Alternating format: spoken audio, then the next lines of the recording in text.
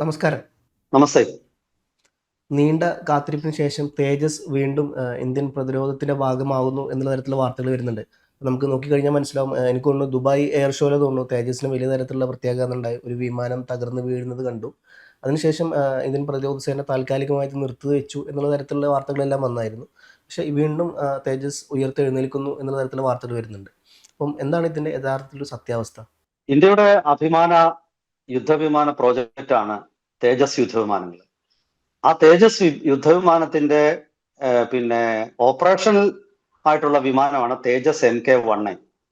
ആ തേജസ് MK-1A 2024 ഫെബ്രുവരിയിലാണ് Indian വ്യോമസേനയ്ക്ക് നിർമ്മാതാക്കളായ ഹിന്ദുസ്ഥാൻ എയറോനോട്ടിക്സ് ലിമിറ്റഡ് കൈമാറേണ്ടിയിരുന്നത്. പക്ഷേ അത് ഒരെണ്ണം പോലും ഇതുവരെയും കൈമാറിയിട്ടില്ല. അതായത് 3 വർഷത്തോളം കാലതാമസം ഉണ്ടായി. ആ കാലതാമസത്തിന്റെ ഒടുവിൽ എന്തായാലും വിമാനം ഈ ഓഗസ്റ്റ് മാസം, അതായത് ഇത് ജൂൺ മാസമാണ്, ജൂലൈ ഓഗസ്റ്റ് ഒടുവിലോ സെപ്റ്റംബർ ആദ്യ വാരത്തിലോ തേജസ് MK-1A പൂർണ്ണ ഓപ്പറേഷൻ സജ്ജമായിട്ടുള്ള തേജസ് MK-1A വ്യോമസേനയ്ക്ക് കൈമാറും എന്നുള്ളൊരു പ്രഖ്യാപനം ഈ കഴിഞ്ഞ ദിവസം ഉണ്ടായി. അതിന്റെ വിശദാംശങ്ങളിലേക്ക് പോകുന്നതിന് മുമ്പ് ഞാനിപ്പോ ഫൗസ് ചൂണ്ടിക്കാണിച്ച ഒരു വിഷയത്തിൽ ഒരു ചെറിയ ക്ലാരിഫിക്കേഷൻ ഞാൻ വരുത്താം. അതായത് ദുബായ് എയർ ഷോയിൽ തകർന്നു വീണതും അതുപോലെ അതിനു മുമ്പ് രാജസ്ഥാനിൽ അഭ്യാസ പ്രകടനങ്ങൾക്കിടെ തകർന്നതും തേജസ് MK-1A അല്ല, തേജസ് 1 എന്ന് പറയുന്ന വിമാനമാണ്. അത് ആയുധങ്ങൾ ഘടിപ്പിച്ച വിമാനമല്ല. തേജസ് 1 40 വിമാനങ്ങൾ ആദ്യമായിട്ട് ഉണ്ടാക്കി. 40 ഉണ്ടാക്കാനാണ് കരാർ കൊടുത്തതെങ്കിലും 36 എണ്ണമേ ഡെലിവറി ചെയ്തുള്ളൂ HAL. ആ തേജസ് വിമാനം വ്യോമാഭ്യാസങ്ങൾക്ക് ഉപയോഗിക്കുന്ന ആ തേജസ് വിമാനത്തിന്റെ കൂട്ടത്തിൽപ്പെട്ട ഒരു വിമാനമാണ് ദുബായ് എയർ ഷോയിൽ വെച്ച് തകർന്നു വീണത്. MK-1A ഇതുവരെ പുറത്തിറങ്ങിയിട്ടില്ല. MK-1A കുറച്ചുകൂടി സുരക്ഷിതത്വമുള്ളതും അത് ആക്ച്വൽ യുദ്ധരംഗത്ത് ഉപയോഗിക്കാൻ പറ്റുന്നതുമായ ഒരു വിമാനമാണ്. LCA തേജസ് 1 ഇതിന്റെ ഒരു പ്രോട്ടോടൈപ്പാണ് MK-1A. അതായത് ഇത് അതിന്റെ ആദ്യ രൂപമാണ്. അത് കുറച്ചുകൂടി മെച്ചപ്പെട്ട റഡാറുകളും അതുപോലെ ഇലക്ട്രോണിക് സുരക്ഷിതത്വ വാർഫെയർ സ്യൂട്ട് അങ്ങനെയുള്ള എല്ലാ സംവിധാനങ്ങളുമുള്ള വിമാനമാണ് തേജസ് MK-1A എന്നാണ് HAL അവകാശപ്പെടുന്നത് എന്നേ എനിക്ക് പറയാൻ പറ്റൂ. അപ്പോ ഈ വിമാനം എന്തായാലും ദീർഘകാലത്തെ കാത്തിരിപ്പിനൊടുവിൽ വ്യോമസേനയ്ക്ക് കൈമാറാൻ പോകുന്നു എന്നുള്ളത് തീർച്ചയായിട്ടും ആശ്വാസകരമായിട്ടുള്ള ഒരു സംഭവമാണ്. പക്ഷേ ഈ വാർത്ത ഇന്നലെയാണ് വന്നത്. ആ വാർത്ത വന്നതിന് ശേഷം ഇപ്പൊ ഒരു 4-5 മണിക്കൂറിന് മുമ്പ് വേറൊരു വാർത്ത വന്നു. ഈ തേജസ് MK-1A വിമാനം ഉപയോഗിക്കുന്നത് അമേരിക്കയുടെ GE എന്ന കമ്പനി ഉൽപ്പാദിപ്പിക്കുന്ന F404IN-20 എന്ന ജെറ്റ് എഞ്ചിനാണ്. അത് 6 എഞ്ചിൻ അവർ കൊടുത്തിരുന്നു. 6 എഞ്ചിനിൽ ഒരെണ്ണത്തിന് കേടുപാടുകൾ ഉണ്ടായെന്നാണ് ഇപ്പൊ ഏറ്റവും ഒടുവിൽ പുറത്തു വരുന്ന വാർത്ത. അപ്പോൾ ഇന്നലെ HAL പുറത്തുവിട്ട വാർത്ത അനുസരിച്ച ഓഗസ്റ്റ് ഒടുവിൽ അല്ലെങ്കിൽ സെപ്റ്റംബർ ആദ്യവാരത്തിൽ 6 യുദ്ധവിമാനങ്ങൾ LCA ലൈറ്റ് കോമ്പാറ്റ് എയർക്രാഫ്റ്റ് തേജസ് 1A 6 യുദ്ധവിമാനങ്ങൾ ഇന്ത്യൻ വ്യോമസേനയ്ക്ക് കൈമാറുമെന്നാണ് പറഞ്ഞിരുന്നത്. പക്ഷെ 6 എണ്ണം കൈമാറുക എന്ന കാര്യത്തിൽ ഇപ്പൊ സംശയമാണ്. കാരണം അതിലെ 6 എഞ്ചിനും ഒരു എഞ്ചിന് ചില പ്രശ്നങ്ങൾ ഉണ്ടായെന്നുള്ള വാർത്തകളാണ് പുറത്തു വരുന്നത്. ഇനി അത് വളരെ മൈനറായിട്ടുള്ള പ്രശ്നമാണെങ്കിൽ തീർച്ചയായിട്ടും വേഗത്തിൽ അവർക്ക് പരിഹരിക്കാൻ പറ്റും. അങ്ങനെയാണെങ്കിൽ അത് 6 വിമാനങ്ങളും കൈമാറുമായിരിക്കാം. വ്യോമസേനയ്ക്ക് HAL കൊടുത്ത ഉറപ്പനുസരിച്ച് ഈ വർഷം, അതായത് 2026 4 വിമാനത്തോളം വ്യോമസേനയ്ക്ക് HAL കൈമാറും എന്നാണ് HAL കൊടുത്തിരിക്കുന്ന ഉറപ്പ്. ഈ വിമാനം ഡിലേ ആവാനുള്ള വിമാനത്തിന്റെ കാലതാമസത്തിന്റെ കാരണമായിട്ട് HAL മുഖ്യമായിട്ടും ചൂണ്ടിക്കാണിക്കുന്നത് എഞ്ചിൻ നിർമ്മാതാക്കളായ അമേരിക്കയിലെ GE F404 engine HAL supply ചെയ്യുന്നതിലുണ്ടായ വീഴ്ചയാണെന്ന്. യഥാർത്ഥത്തിൽ 2023 മുതൽ എഞ്ചിൻ സപ്ലൈ ചെയ്യാമെന്നുള്ള കരാറാണ് ജിയും HALലും തമ്മിൽ ഒപ്പിട്ടിരുന്നത്. പക്ഷെ ആ കരാർ വ്യവസ്ഥകളൊക്കെ ലംഘിച്ചുകൊണ്ട് അമേരിക്ക കാലതാമസം വരുത്തി.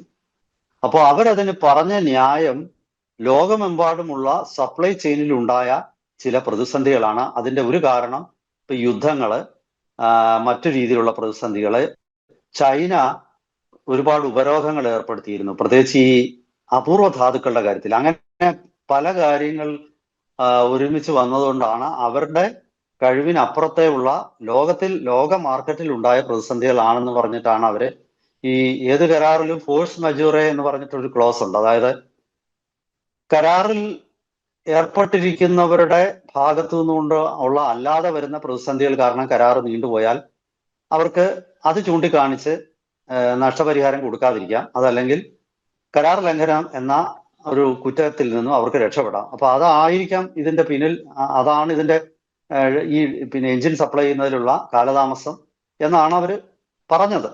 പക്ഷെ അതൊക്കെ ആണെങ്കിൽ തന്നെ ശരിക്കും പറഞ്ഞാൽ അമേരിക്കൻ കമ്പനിയെ വിശ്വസിക്കാൻ പറ്റില്ല എന്നുള്ള ഒരു യാഥാർത്ഥ്യമാണ് എൻ്റെ വിശകലനത്തിൽ ഞാനത് മനസ്സിലാക്കുന്നത്. കാരണം ഈ എഞ്ചിൻ സപ്ലൈ ഡിലേ ആയതുകൊണ്ടാണ് ഇന്ത്യയുടെ വ്യോമസേന വിമാനം നിർമ്മാണത്തിൽ 3 കൊല്ലത്തോളം വൈകിയത്.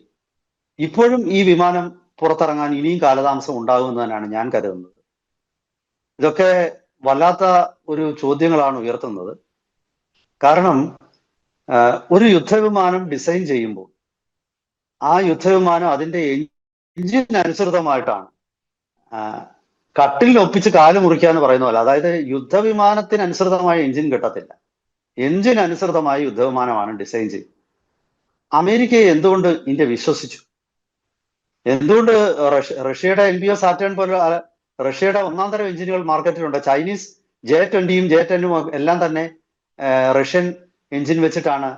പാകിസ്ഥാന്റെ JF-17 പോലും റഷ്യൻ എഞ്ചിനാണ് ഉപയോഗിക്കുന്നത്. നമ്മൾ എന്തിനാണ് ഈ അമേരിക്കൻ എഞ്ചിന്റെ പുറകെ പോയത്? അത് വല്ലാത്തൊരു ദുരൂഹത. 2014 എന്തോ ആണ് ഇത്, അന്ന് തൊട്ടെയാണ് ഈ ഡിസൈനൊക്കെ പൂർത്തിയാക്കിയത്. അപ്പോ ഇതിന് യാതൊരു ന്യായീകരണവും എനിക്ക് തോന്നുന്നില്ല.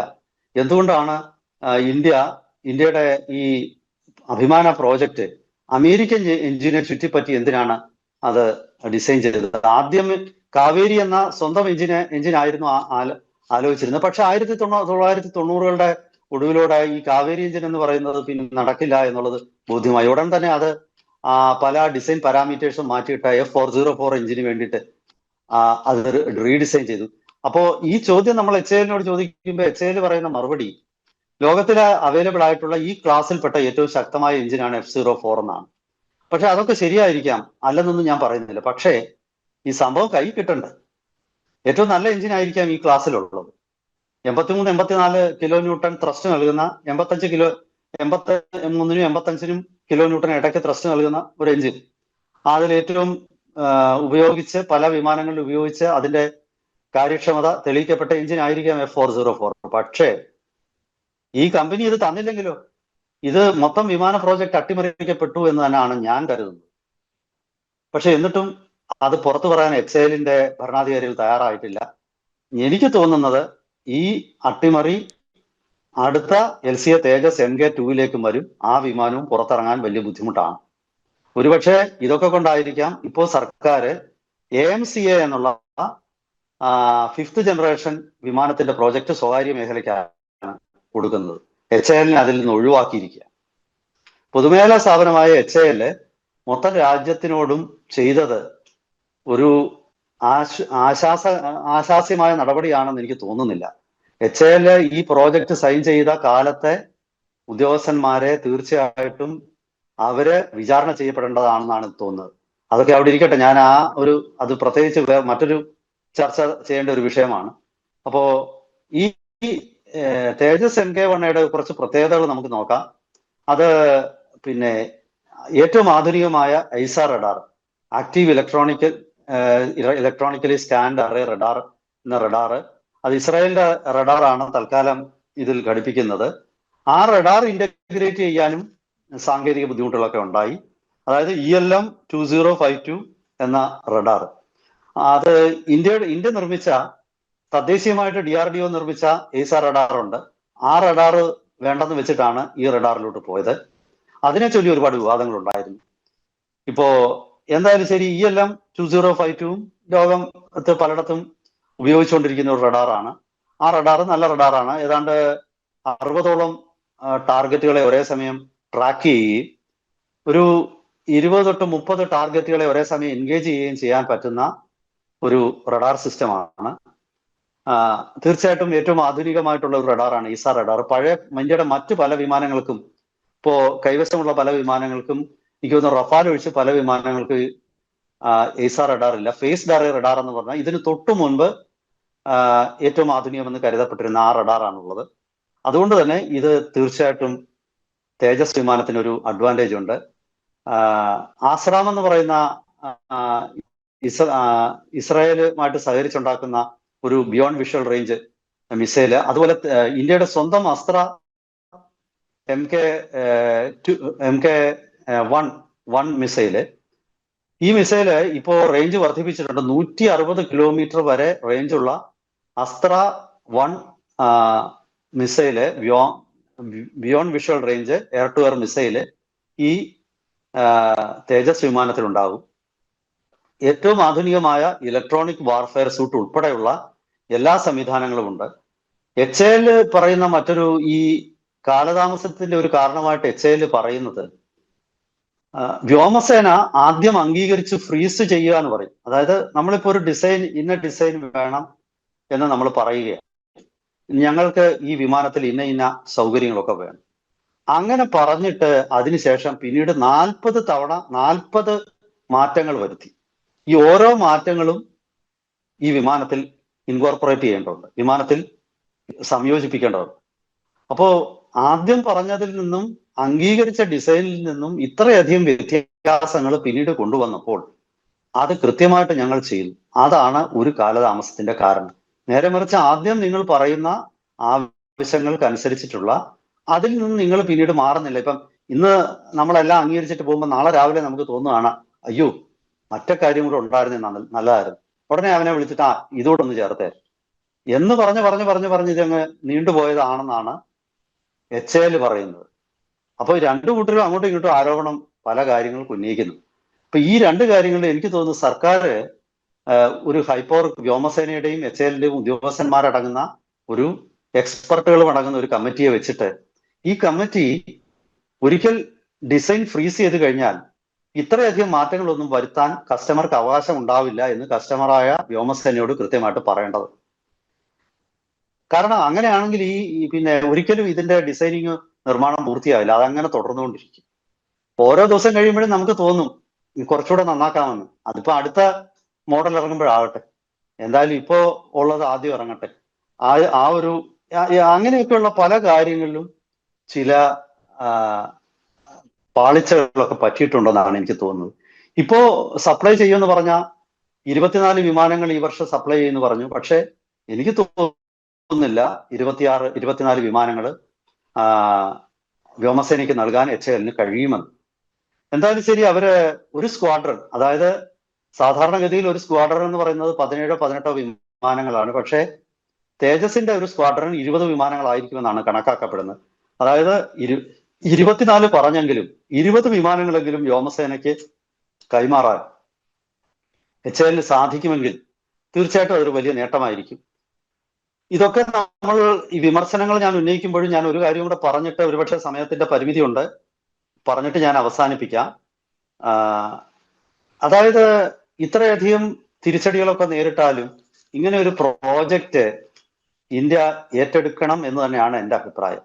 കാരണം ഇതിൽ നിന്നാണ് നമ്മൾ വിമാന നിർമ്മാണം പഠിക്കുന്നത്. യുദ്ധവിമാനം നിർമ്മിക്കുന്ന ലോകത്തിലെ ഏറ്റവും സങ്കീർണമായ ഒരു പ്രവൃത്തിയാണ്. അപ്പോ ഒരു വിമാനത്തിന്റെ നിർമ്മാണത്തിലെ പ്രായോഗിക ബുദ്ധിമുട്ടുകൾ ഇത് നിർമ്മിച്ചപ്പോഴാണ് നമുക്ക് മനസ്സിലായത്. ആ പ്രായോഗിക ബുദ്ധിമുട്ടുകളെ തരണം ചെയ്യാനുള്ള വഴി നമ്മൾ കണ്ടുപിടിച്ചു കഴിഞ്ഞു. സ്വാഭാവികമായിട്ടും അടുത്ത ഘട്ടത്തിൽ എത്തുമ്പോഴേക്കും തീർച്ചയായിട്ടും നമ്മൾ ഒരുപാട് മെച്ചപ്പെടും. പല വിമാന കമ്പനികളുടെയും നിർമ്മാണത്തിൽ കാലതാമസമൊക്കെ ഉണ്ടാകാറുണ്ട്. അമേരിക്കയുടെ തന്നെ ഈ F-35 പോലും കാര്യത്തിൽ അതൊക്കെ ഉണ്ടായിട്ടുണ്ട്. പരാതികൾ ഒരുപാട് വരുന്നുണ്ട്. F-35 പറയുന്ന പോലെ ഒന്നും ഗുണമില്ല എന്നുള്ള അഭിപ്രായമൊക്കെ വന്നിട്ടുണ്ട്. പക്ഷെ എന്ന് വെച്ചിട്ട് അവിടെ അത് ഉണ്ടാകണം ഇവിടെ ഉണ്ടാകണമെന്ന് ഞാൻ പറയില്ല. എങ്കിലും തെറ്റുകുറ്റങ്ങൾ പരമാവധി കുറച്ചുകൊണ്ട് ഈ പ്രോജക്റ്റ് കുറച്ചുകൂടെ ഭംഗിയായിട്ട് നടത്തുകയും HALന് മേലുള്ള ഒരു നിരീക്ഷണം അല്ലെങ്കിൽ സൂപ്പർവിഷൻ ശക്തമാക്കുകയൊക്കെ ചെയ്ത് ഈ വിമാനങ്ങൾ തീർച്ചയായിട്ടും ഇന്ത്യയെ സംബന്ധിച്ച് അഭിമാനകരമാണ്. ഇതിന്റെ ഗുണമെന്ന് പറഞ്ഞാൽ ഭാവിയിൽ ഒരു ഘട്ടത്തിലും നമുക്ക് ഇതിന്റെ അപ്ഗ്രഡേഷൻസ് നടത്താൻ പറ്റും. ആരോടും ചോദിക്കേണ്ട. സോഴ്സ് കോഡ് ഉൾപ്പെടെയുള്ള എല്ലാ കാര്യങ്ങളും നമ്മുടെ കൈവശമാണ്, നമ്മുടെ പൂർണ്ണ നിയന്ത്രണത്തിലാണ്. ഒരു കിൽ സ്വിച്ച് ഒന്നും വേറെ അമേരിക്കയുടെ ഒക്കെ വിമാനങ്ങളിലുള്ള കിൽ സ്വിച്ച് എന്നൊക്കെ പറയുന്ന സംവിധാനങ്ങളൊന്നും ഇതിനില്ല.